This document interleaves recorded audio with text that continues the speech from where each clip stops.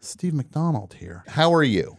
I'm fine. The better question, how are you? Oh, I'm hanging in there. So what time did you wake up yesterday? It's like, woke up at 8, tried to fall back asleep, got up fair and square at like 10 a.m. Okay. Then I shut my eyes for a half hour and for another 45-minute break. But I've been up. I didn't sleep even. It was just very light. It was like sleeping on a plane, like that level of. Yeah. It's like a meditative kind of space. Absolutely. We didn't really call it sleep. It was a space. Exactly. It was some sort of non-awake. It was me being awake. Trance-like. I was awake in the dark. Yeah. Is pretty much all I was doing. Yeah. But I'm okay. Screaming. Were you screaming on the inside? I'm screaming on the inside. Yeah. That's look. But what else is new? It's like I didn't need this to make me scream on the inside. Right. So, so we're looking at 10 a.m. and then it's like what 1-ish right now. So we're looking at you're well over the 24-hour mark. Oh yeah. So things are nice and psychedelic at this point. Acidic. We're hitting a weird vibration right now. That is it a lull? I mean, I'm hoping. No. Yeah, I'm up. Look, there's no lulls. We just had Mike Watt play Stooges songs. How could I be down after that? Sure. Yeah. Right. So you guys are buzzing. You're everybody here is buzzing. I saw Mike out in the out on the street. We chatted for a bit. Yeah. When was the first time you met him? Mike, like in '79. I saw his band before the Minutemen. The Reactionaries. I did. I saw them play at a teen post in San Pedro when I was 11 years old. And then another piece of history, Mike Watt history, that I can not so humbly brag about is that I think the second ever Minutemen show, and I know this from flyers and social media, but I mean, I remember the show though, but the second ever Minutemen show, I think, was on a bill that with Red Cross. Amazing. Yeah, the Plugs and Red Cross and Minutemen, and there was one other band I can't remember, but at Harbor College in Harbor City, which is near San Pedro. Okay. Yeah. So you were 12 at that point? I was 12, and we were, and it was already the second lineup of Red Cross. We were a 5-piece. It was a short-lived 5-piece, and it was already, we were already making a comeback. I was making a comeback at 12. Yeah, the dramatic return. Yeah, we had already made it. We had already like taken a pause, got new members. Washed up at 11, coming back at 12. Well, 12. All this went down at 12, I think. Okay. But yeah, whatever. But I think I first intersected with Mike at 11. Okay. But I was just a fan then. Yeah. But then I made sure the next time I met him, he was opening for my band. Yeah, that was so the game was afoot already. Hey, this is LA, baby. Yeah, exactly. It's not called show friendship. Show business, baby. You got to show them how it is. Yeah. Now, Stephen McDonald, I got to just say, it's so exciting to have you here. The impact the Red Cross has had on my life, I cannot tell. Because Neurotica just got reissued by Merge Records. Yeah, Merge put out Neurotica, or reissued it this past month or two or something. That record, that changed everything. That was one of those seismic shift records for me. Yeah. Because it was like everything I was interested in, one band said was okay. Okay. To be into stupid 70s sitcoms. Yeah. To be in the Beatles, to be into punk, to be into just like Yoko Ono. Sure. Everything. So like a popular culture at that point, we were sort of the aggregator for you. Absolutely. Like we were one-stop shopping in that moment. It was the most validating record at that point in my life. It was what you were already invested in, and then we went, you know what, you're right. Yeah, it was almost like it's almost like I willed it into existence. Well, and that's because the moments were more important than, I mean, not to be too much of an old curmudgeon, but like, pre-internet, it was very isolating at times, when you were when you had, not so mainstream interest, and when it was always special to find others like you. Absolutely. And I was, I moved to LA a couple of years ago, but I was in New Jersey. Welcome. Thank you for having me. Yeah, I appreciate I'm sorry it took so long. I've been negligent. I was looking for you. apologize. Yeah, I was hoping you'd have the sign at the airport. Yeah. And but I was in New Jersey. I would go to Pier Platters. I would go to Maxwell's. Yeah, Maxwell's. That was a great spot for us. Absolutely. We enjoyed playing Maxwell's a lot. Well, here's what happened to me. You played Maxwell's one New Year's Eve. Oh yeah. Okay. I had a friend who was less. This is gonna sound like a jerky thing to say. Like he was like less into the whole thing and dressed like a dorky, like a regular 1987. Like, exactly, like a 15-year-old or whatever we were at that point. I got tickets for the New Year's Eve show. Red Cross New Year's Eve. We're underage. Okay. So we take the train in to Hoboken. Yeah. Walk the mile to Maxwell's from the train station. Yeah. I've walked that mile. Yeah. I pull my ticket out. I get the nod. I'm good. I go in. He gets flagged because he's dressed like a freaking dork. He's wearing like his Sears. He looks like he's ready going to the Kasha Gugu show like or his something. Hagar slacks and loafers are what he's wearing. He's like, how old are you? Capezios. How old are you? He's got no idea. We get bounced. Broke my heart. I should have told. Look, you look back. Those are the moments you said, like, "Hey, catch you. I'll see you tomorrow." Right. The train's back that way. Right. But you go home. I went home with my friend. Oh, you went home with him? I think about that. And you were staring at his ugly shoes on the train the whole like, time. like, hey, it's the shoes. If you could have just worn different shoes, you dunce. I could have seen Red Cross in 1987. Well, now, okay, but that makes you a really good friend. But like, you guys are tight now. Oh no, I haven't seen this guy. Oh yeah, right. You should have ditched. I should have ditched him. Oh no, I look back. Ditched him right now, moment.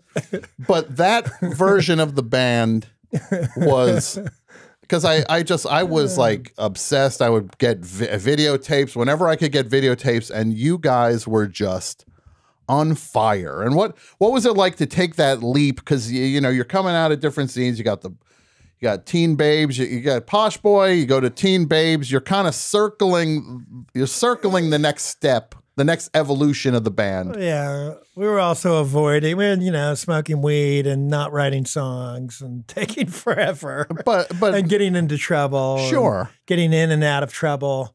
What was it like? I don't know. I didn't feel in the 80s, now people have a lot of nostalgia for the 80s. And I guess that's the way of our species. Yeah. To look back 20 plus years and go, God, it was so great then. In the 80s, I wished that it was the 60s.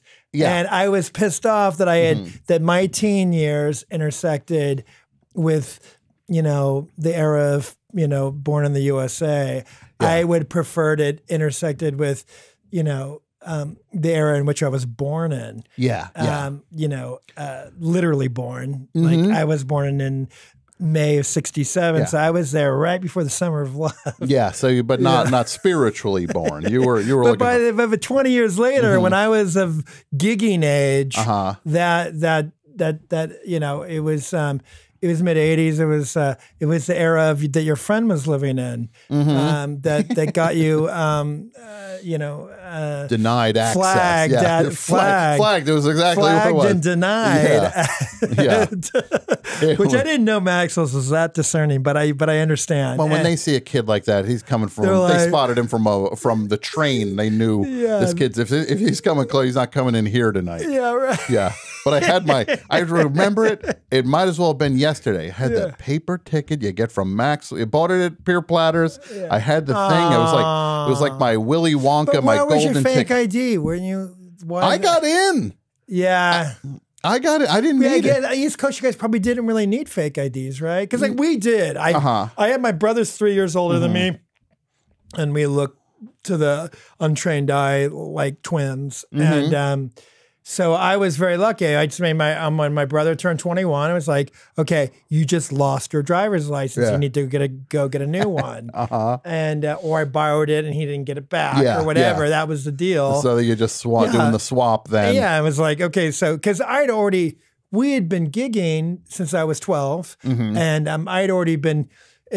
By the time he turned 21, which would have been 6 or 7 years into this process, I had already been like dealing with the trying to get into trying to get into 21 venues, even ones that we were playing. Sometimes they would let me play and then kick me out. Just you can come in, get on stage, get right back out. I'd be like 13 and they would boot me into like an Hollywood alley afterwards. So you're listening to everything from the alley. Yeah. Hearing everybody. I'd be alone by myself in a Hollywood alley and my friends are all in there partying. Yeah.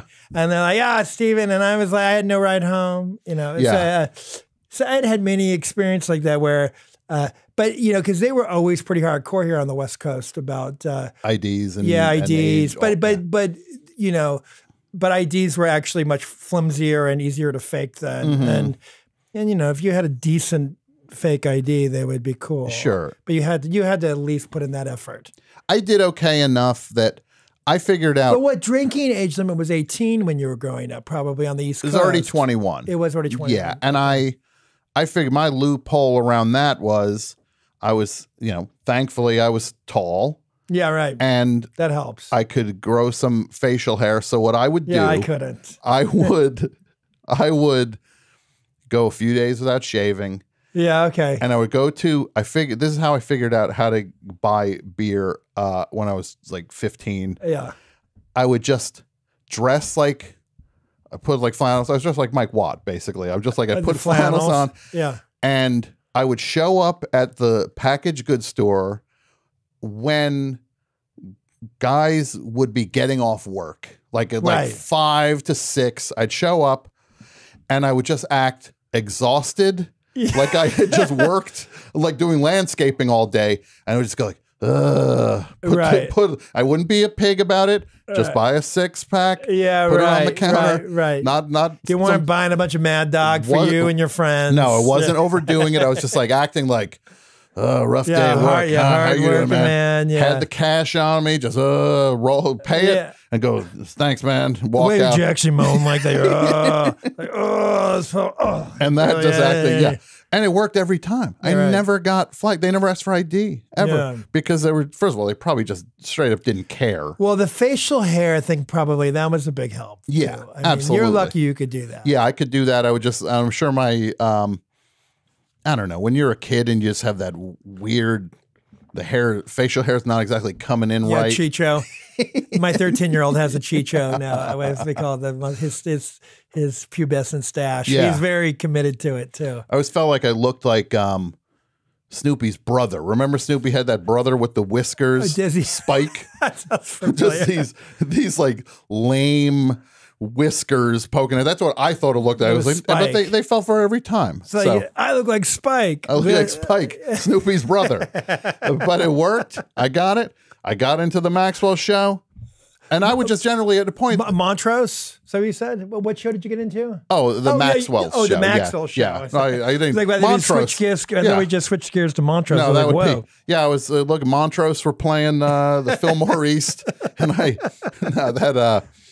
yeah. Well, that was my first show, Montrose. Really? Montrose were opening for Kiss. Okay. So technically it was Montrose because I saw them first. So Kiss was the second band you saw. Yeah, but but Kiss is the reason I bought the ticket. Sure, of course. Yeah. Nobody was saying like, Montrose seemed like one of those eternal opening acts. I didn't know who they were. Yeah. But they had Rock Candy. It was with Sammy. It was that for early. Oh, that first record's I was great. 8 years old. It was Kiss. It was Kiss on the first Alive, but they were doing their victory lap. Okay. So they were just basically playing the entire album, all the same raps. Yeah. They were like, I was talking to someone backstage tonight, and they told me, a lot of you, told me, Paul, a lot of those people out there like to drink, they like to take a taste of alcohol. Well, all that stuff. And even at 8 years old, I thought, that's the same thing he said on the record. That's, wow. You tonight that like to get high. Yeah. Do you have the? We got any people tonight that are high? All right, then listen. Now listen. Yeah. Every once in a while, we like to get a little wasted. We like to take a taste of alcohol. And it's clear he's never had. It's clear he's never had alcohol in his life. We ain't gonna be drinking no Southern Comfort. No. No. No, we ain't gonna be drinking no tequila. Tequila. This is mid '80s. Yeah, this is I tell you, This is like Crazy Nights. yeah. when we won't get going, you know there's only one drink that gets us moving. I can't hear you. I can't hear you. Louder, cold. Yeah. I love the reverb on his voice. Yeah. There's also that might be a different mix than the one I'm used to because there's Oh, you mean this one maybe? well, there's one where there's hardly any crowd. Okay. No, There's these are one floating around where there's hardly any crowd, Yeah. and it's still that same reverb, but it just sounds like since you can't hear the crowd, it just sounds like the internal dialogue of a crazy person. yeah. He is one of the most fascinating weirdos. Has Paul he been Sam- on the best show? Oh no, please. I wouldn't be calling him a fascinating weirdo if he was. Well, He- I mean, he probably wouldn't argue with that. Sure. You know, are we all fascinating weirdos? Yeah. You know, I love him. I do too. I I don't know him personally, but one of my favorite things we were talking about earlier on the show is when he would do these raps where he's like, you know, when Kiss come to town, they give everybody like, and he talks about like as if everybody's has the saddest, like they're working in a salt mine, where he's just like, we come and we bring a little bit of enjoyment and give people a break from like their Oliver Twist. from their miserable life. For if we can provide like one night of fun. a night away from the porridge. Yeah, exactly. He's like, it's like, we're doing okay, Paul. Like, we're not, but he's just like, you might be overstating the power of Kiss. Yeah. That he was just like, oh, how was last year? Every day was a nightmare. Yeah. Except for that one night Kiss came through. And boy, that was a fun night. Yeah. Then it went back to a living hell. Yeah, so in his mind, everyone's having like a Charles Dickens experience, and then he saunters in and brightens everyone. Yeah. He's just, my favorite one is this one. Okay. It's the one where somebody starts aiming a laser pointer at the stage. Oh, I know. Yeah, let's hear some. Let's hear some. Because you can shave, you're still a little boy. You're just a little boy. You're a jerk. Jerk. You're a jerk. Whoa. We've had such a good time tonight. We've been looking at you all night, people. Take a look at yourselves. You're awesome. How many of you people want to go with us to Detroit? All right, man. Yeah, he's The laser, yeah. With the Hey, laser. you with the laser pointer. Yeah. Laser. You're a jerk. you're a jerk. You're like, "Hey, Paul Stanley called me a jerk. I'd be proud of that. Yeah, my friend, my now deceased friend Bill Bartell, who is also known as Pat Fear from the band White Flag. Absolutely. Sure. Yeah, he. Tater tots, the whole Yeah, and he is an old school Kiss fanatic. You know, that's one of our first bonds was over loving Kiss, but then also loving to make fun of Kiss. Oh no, they are they're just so funny. Yeah, it's in easy a way. pickings. John, hey John, can you say one? John, are you out there? John has the he best. might be napping. He has the best summation of Kiss, where he's just like it's. He has a definition of Yeah, Kiss where or he's- what it is to it's be a basically- Kiss fan. Well, he just basically says that it's like a guy dressed like a demon, another guy dressed like a spaceman, another guy dressed like a cat, another guy dressed like a lover. John, could you say your definition the of definition of Kiss about the songs? Like it's these guys dressed as. Oh, they're like superheroes. You Yeah. know, they're larger than life. They're gods, and yet Yes. most of their songs are about their girlfriends being mad at them. Right, Beth. You know, because they were trying to get that sound. They couldn't get it all Couldn't night. get it. Couldn't Yeah. get it. Yeah. I would love to know what Rod Stewart thought when he heard "Hard Luck Woman" because they wanted him to Recording that. yeah. But just the Shit. idea, like, hey, we wrote this for you. Just like imagine Rod Stewart at the peak of Rod Stewartness. It's a Just pretty being like- good tune, especially. I Yeah. mean, what's he doing at that moment? He's doing "If You Think I'm Sexy." Probably, yeah. Yeah. But at that point, he's kind of like, No, he's quite popular. and I can do these on my own. Yeah. Well, and they're also going for a vintage Faces sound. right. He's probably, a little insulted Very. Yeah. He's gonna be. He's like, who? Which guys? Kiss. Which one? They want me to do it. Well, it's probably also his clowns? opportunity to laugh at someone else because all of his peers were laughing at him. It's like Yeah. it's like kick down move. Yeah. Yeah. It's just like the only people below Rod Stewart at that point was Kiss. Yeah. I think this is common knowledge, so I don't think I'm doing a lid blower. Yeah. Infamous wiener drawer on walls. Ooh, Rod Stewart. Rod, yes. Mm-hmm. Well, it's funny you should Very say proud of it, apparently. because have you read the Peter Criss book? Yes. Well, Peter Criss accuses Paul of drawing lots of wieners. And I remember he was like talking about how strange it was, how realistic they were. Like telltale sign. The funniest thing in the Peter Criss book is when he tells the story of getting kidnapped twice by that manager. A band. He was a band that got kidnapped twice by the same guy. Well, I have to admit, I haven't actually read the Peter Criss book, but I remember telling my brother, but I remember that Peter makes a big deal that he didn't use a ghostwriter, and Jeff's response was, "You can tell." He did though with Larry Sloman. Oh, he did use a It was Larry ghostwriter. Sloman. Okay, Yeah. Well, then I remember I got it mixed But up it with one of the reads other like he ones. But I love the Paul book. I listened to the Paul audio book on tour. And I really have you listened to that one? Or I've read it. I haven't listened to it. Oh, though. it's I have to really suggest people listen to it because Paul reads it, the author reads it, and you really become attached to You're him. invested. And there's great stuff. But there's a bit about I love the bit about when he's first starting to talk to Peter about doing the reunion tour, and he takes Peter to a Starbucks. It's like I guess the 90s, and Peter.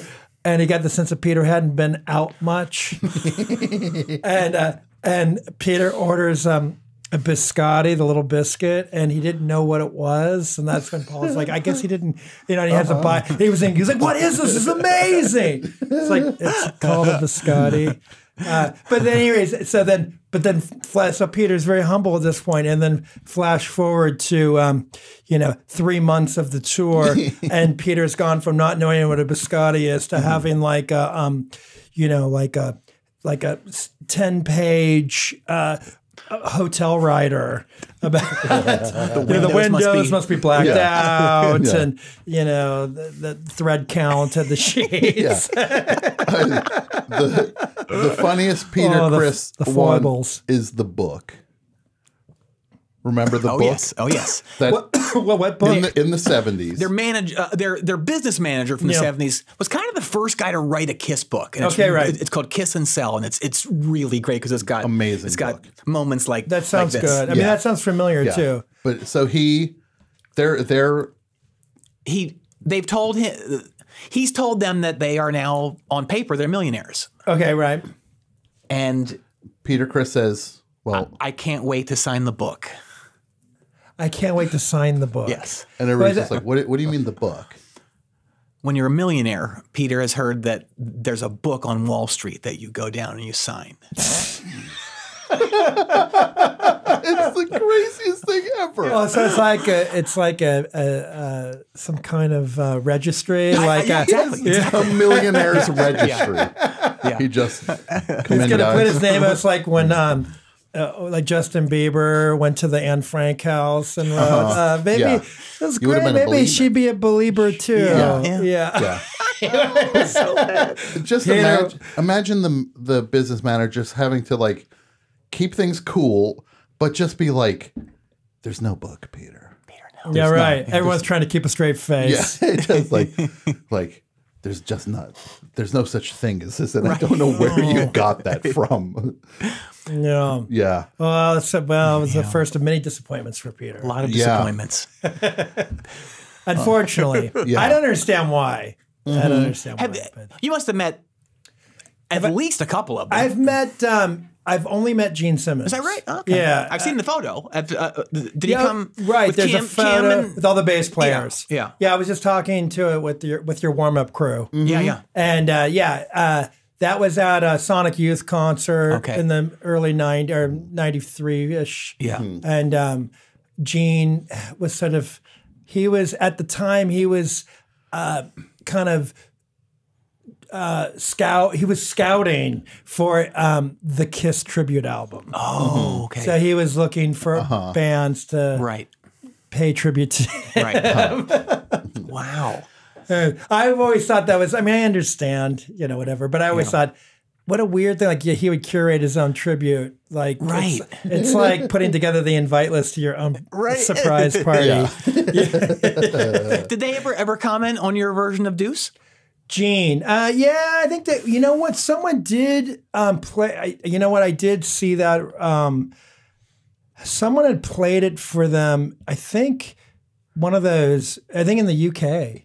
And I can't remember what they said, but I think Paul said I was flat. So he might have been kind of right. And I might have been, but whatever. The quote that Bill Bartell, from the late Bill Bartell from White Flag, the quote that Gene supposedly said about Red Cross was that the problem with Red Cross was they couldn't decide of whether or not they wanted to be Kiss or the Beatles.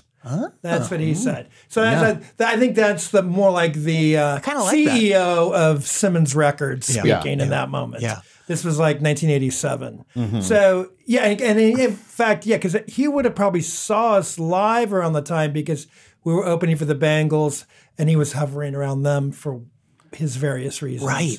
Mm-hmm. And but Gene did come and jam with us at once again during that time when he was scouting for his tribute band. Yeah. So he might have considered us for his tribute album, but he never popped the question. Right. Mm-hmm. In which I was embittered about. So Sure. I'll be forthcoming. But he jammed Deuce with us on stage at the Palace, which is now the Avalon. Cool. Amazing. Yeah. That's so cool. That was fun. It was a lot of fun. And it was crazy because he just sang and I played bass and sang with him. And that was interesting. I can't picture him just holding a mic. No. Yeah, he's really big too. I mean, I'm tall too, but he was like hulking. Right. And it was fun. It was cool. He came out and but we didn't make the cut. Yeah. My feelings were hurt, but it's okay. Oh. But then I play in the Melvins nowadays, and those guys have lots of fun stories because they actually supported Kiss on the first leg of the reunion. The first, tour. That first reunion thing with when they put the makeup back on. And one of my favorite stories is they were backstage. It's in arenas, and they were in one of those rooms in the back of an arena, and Ace comes wandering in with a couple of women into their dressing room, and he doesn't say hi or anything. He just sits in another area of the room, and they were just like, "Wow, Ace is in here! Wow, that's incredible!" And they were like waiting for the moment when the ice would be broken, and then all of a sudden, at some point, like 15 minutes into it, Ace went and looked at the door. It said Melvins. It was like, this isn't my room. I'm in the wrong room. Oh my God. And and it was, and I think timing was a little off. I mean, when I saw them at the Forum, I was saying earlier, that was my first concert was Kiss. Yeah. I saw Kiss at a couple times at the Forum, but I saw the first concert I ever went to was Kiss in Montrose, February 76. Now, thanks to the internet, I know the date even. And it was the first Alive. They were sort of doing their victory lap. They were now rock stars. Alive was a hit, but they're still just playing the album. Yeah, they're doing the album. They're even doing all the same raps. They're doing, even as I was 8, and even as an 8-year-old, I kind of thought like, it's weird. He's saying the same things in between the songs. I was talking to someone backstage tonight. I was like, wow, that dude is backstage at every show. Yeah. And at any rate, but during that reunion tour that the Melvins were opening, I saw them at the Forum again, and they were great. Yeah. But the Melvins were like on one of the first or second legs, and I think I guess Peter and Ace were still a little rusty, and that's when Dale. What was it? What was they had nicknamed? Was it a slow hand Fraley or something? But and then they had stories about Peter. Like at the end of the show, he'd be up on the riser and maybe Black Diamond or something, and then they would come bring him down. And they would immediately run and give him oxygen. He'd be yelling. And there'd be a road manager and a roadie, and so on each shoulder. And he would literally just be dragged down the 5 years younger than us right now.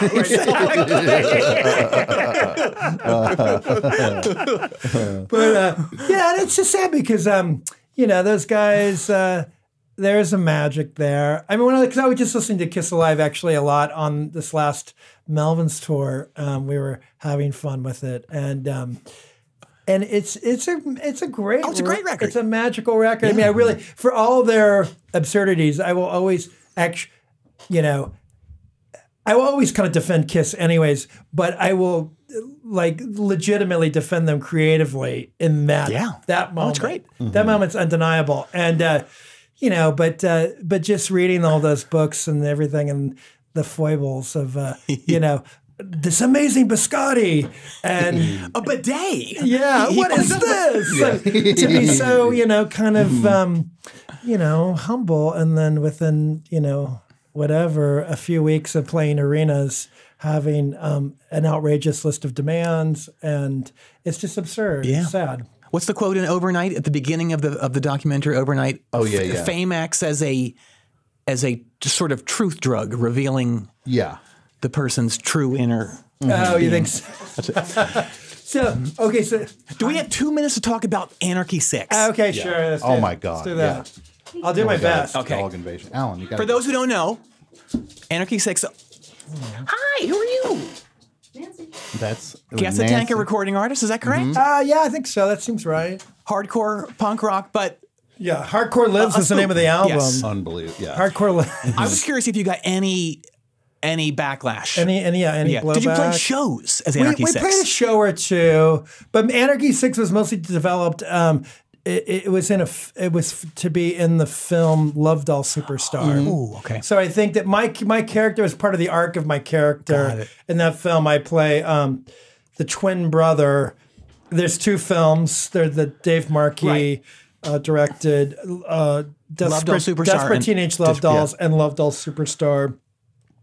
In Desperate Teenage Love Dolls, I essentially play a Kim Fowley-esque character where I'm like an A&R guy who is a Svengali to this band, the Love Dolls. Yeah. And then I don't treat them very well. And they exact revenge on me and slip me Minertia Blue.